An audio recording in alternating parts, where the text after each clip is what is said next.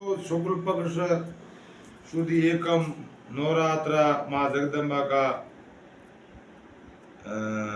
सन 2082 और ईश सन 2025।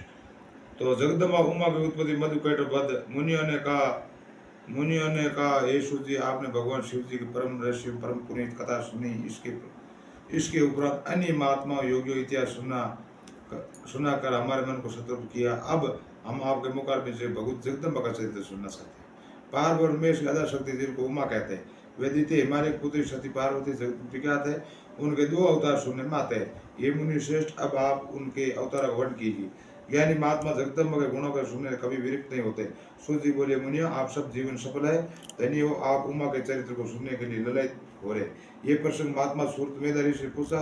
मेधारी सूरत से जो इतिहास का वे इतिहास में आपके सम्मुख कह रहा हूँ। स्वरूप से मनमंत्र वीर नाम के राजा वे, उनका पुत्र सूरत था।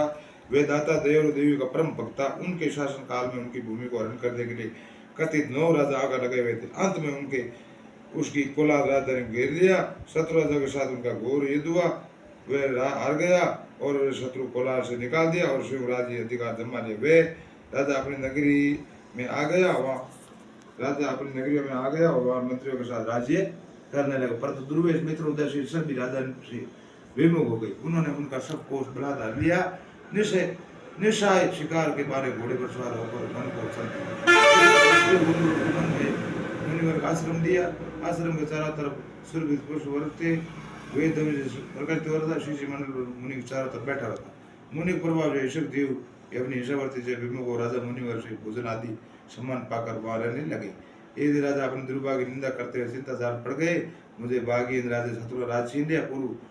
पुरुषों ने जिस मेरे राज्य रक्षक आज कल वे शत्रु का अधिकार है, मैं किस प्रकार राज्य प्राप्त करूं। उसी समय एक वेश्या भी आ गए। राजा ने उस दुखी वेश्या पूछा, तुम कौन हो, वहाँ किस लिए आए हो, तुमको ये दुख। नेत्रों से अशुद्ध धारा बहता हुआ वेश्या उदार कर से बोला, राजा मैं क्या करूं। मैं कहने में राजा आती, मैं वेश्या हूँ, समाधि मेरा नाम है। मेरा जन्म धनिक परिवार में और दरिद्र के लोग परिवार मुझे त्याग दिया राम जी।